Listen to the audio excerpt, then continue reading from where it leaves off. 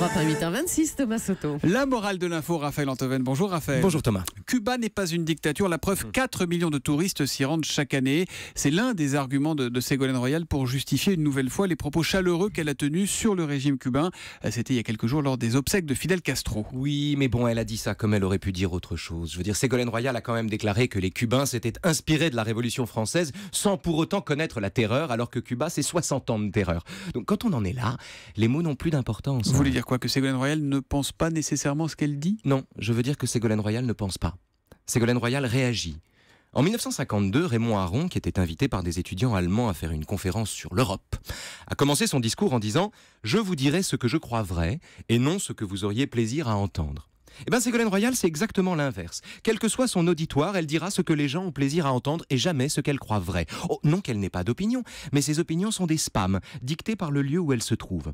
Et si sur Cuba, Ségolène Royal persiste et signe à l'Assemblée, c'est que la polémique qu'elle a fait naître l'a enfermée dans des paroles qu'elle a prononcées sans voir plus loin, sans penser à mal. Au fond, le problème n'est pas qu'elle raconte n'importe quoi sur Castro. Le problème, c'est qu'elle soumette le temps historique au temps narcissique. C'est-à-dire soumettre le temps historique au temps narcissique? Eh bien, les éloges opportuns que Ségolène Royal adresse à ce goulag tropical ne résultent pas manifestement d'un travail approfondi sur l'histoire et les crimes de Fidel Castro. Ce n'est pas la connaissance qui dicte à Ségolène Royal l'idée qu'il n'y a pas de prisonniers politiques à Cuba puisqu'elle n'en a pas vu, ou que la révolution française, la révolution castriste, ouais. C'est la révolution française moins la terreur. Non. C'est juste qu'elle a vu dans cette réécriture opportune de l'histoire l'occasion de se faire bien voir de ses hôtes tout en flattant la gauche de son propre parti.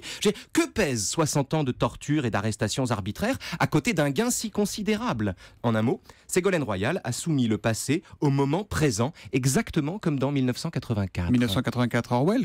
Quel rapport entre Ségolène Royal et Big Brother? Eh bien, dans 1984, de George Orwell, vous avez raison, le ministère de la Vérité est en charge de rectifier les archives au gré de la politique gouvernementale d'Océania et de ses revirements. Autrement dit, si Océania déclare la guerre aux pays voisins, le ministère doit effacer toute trace d'une alliance passée, puis en créer d'autres ensuite si les pays décident de faire la paix. C'est ce que le parti appelle la mutabilité du passé.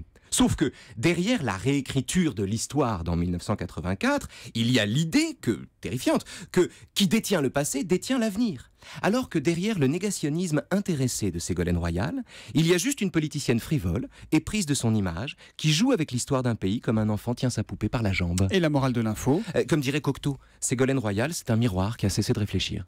Eh bien, c'est envoyé ce matin, Raphaël Antoven, la morale de l'info.